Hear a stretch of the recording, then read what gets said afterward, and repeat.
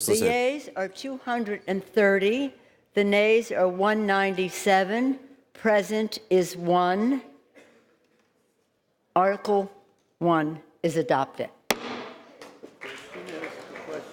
The question is on adoption of Article 2. The question is on the adoption of Article 2. Those in favor say aye. Aye. Those opposed, nay. No. The ayes have it. The ayes have it. For what purpose does the gentleman from New York seek recognition? For what purpose does the gentleman... Madam Speaker, I ask for a roll... For what purpose does the gentleman from New York seek recognition? I ask for a roll call vote. A recorded vote is requested. Those favoring a recorded vote will still rise. That will be in order. A sufficient number have arisen. A recorded vote is ordered. Members will record their votes by electronic device. This is a 5-minute vote. All right, so now they're getting ready to vote on Article 2, the Article 2 obstruction of Congress resolution. This 2 articles of impeachment. The first one, abuse of power. Jake, the President of the United States has been impeached on that. Now they're voting on obstruction of Congress. I anticipate that there will be a similar vote, although there could be some differences. Some Democrats might vote for Article 1, but not necessarily for Article 2. Yeah. I suspect all the Republicans will oppose. It will be a very similar vote. We know that a Democratic congressman from Maine who won a Trump district, Congressman Golden, has said he's going to vote against Article 2. This is the one, obstruction of Congress, the idea that the Trump administration, the Trump White House, did not share any documents and also blocked witnesses from testifying before Congress, which is true. But the counter argument has been then you're supposed to go to court and have the judicial system figure out the remedy. The Democrats have said that would take too much time and would result in nothing more than what's going on right now. They want to get this done. But we do expect a very, very similar outcome, maybe 1 or 2 votes fewer in favor. But let's just take one moment just to acknowledge the fact that President Trump has now just been formally impeached by the House of Representatives for abuse of Congress. The gavel has come down. When we noted when they reached 216 votes that they'd reached the threshold. But we now have this incredibly grave moment where the House of Representatives is saying to the world, and yes, it was a partisan vote, but guess what? Democrats control the House, and that's how it is. Just like Republicans control the Senate, they're going to get to have their say.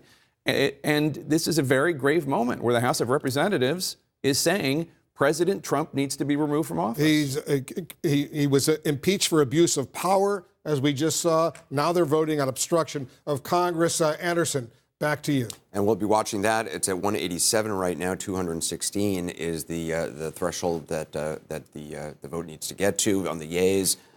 Tim, I'm going to continue with you in just a second. Jeff Toobin, just in terms of the article that they are now voting on, Article 2, obstruction of Congress, you believe that what has taken place is obstruction of Congress, and it's unprecedented. I do. I mean, every president has had a dispute with Congress over producing some witnesses, over producing some documents, but no president in history has ever said, I will not cooperate at all. That's what this article is about. That's what happened in this impeachment investigation. And this vote is the result. 194 now is the yeas, needing to reach 216. Tim? The founders were really nervous about putting too much power in the hands of one person. There was no elected commander-in-chief or head of state or head of government in the world in 1787. The United States would produce the first. And so they decided that they would also give Congress power to remove that president, lest or if that president should ever misuse power, commit a crime. And in our history, 44 individuals have been president. We have 45, right? 45th president, but it's 44 because of Grover Cleveland. Only 3 of them, now today, their third, have been impeached. Only 3 out of 44 in 230 years.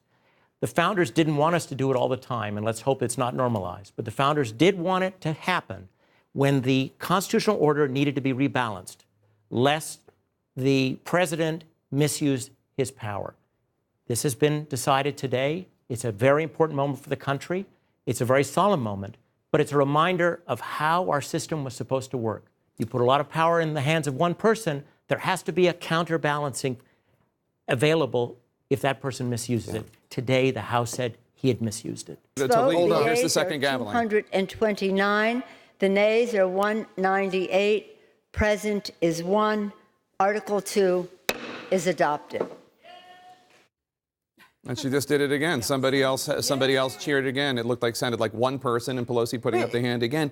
She has had most of the Democrats, and you have to give her credit, most of the Democrats have been in line. They have been solemn. They have been serious. They have not rejoiced. They've treated this day with the gravity it deserves. Without objection, the motion to reconsider Article 1 is laid on the table.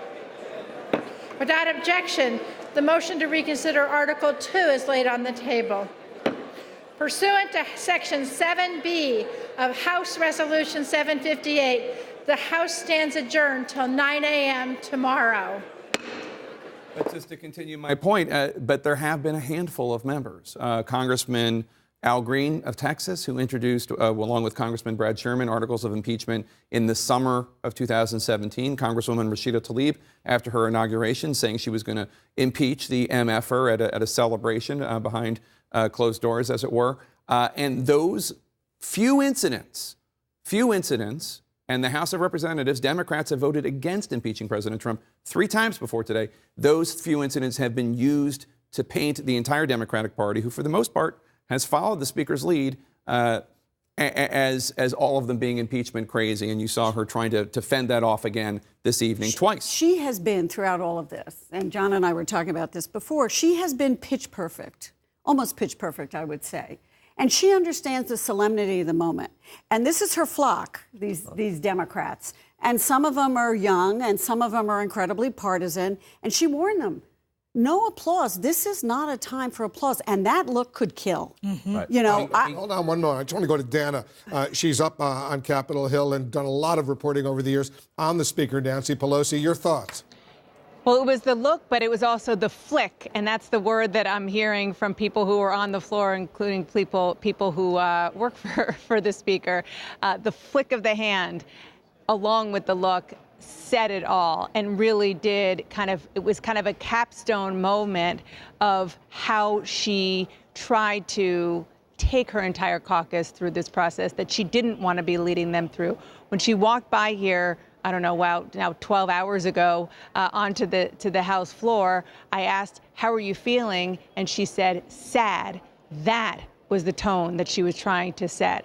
That was the atmosphere that she wanted around this process that she reluctantly allowed and guided the Democrats through. And so that is why that moment is so significant, because it really encapsulates the kind of leader that she is, and as you and Jake were saying, the kind of raucous caucus that she has, particularly the progressive side, who have been pushing, and doing so in a way that she understands in her core is not that beneficial politically.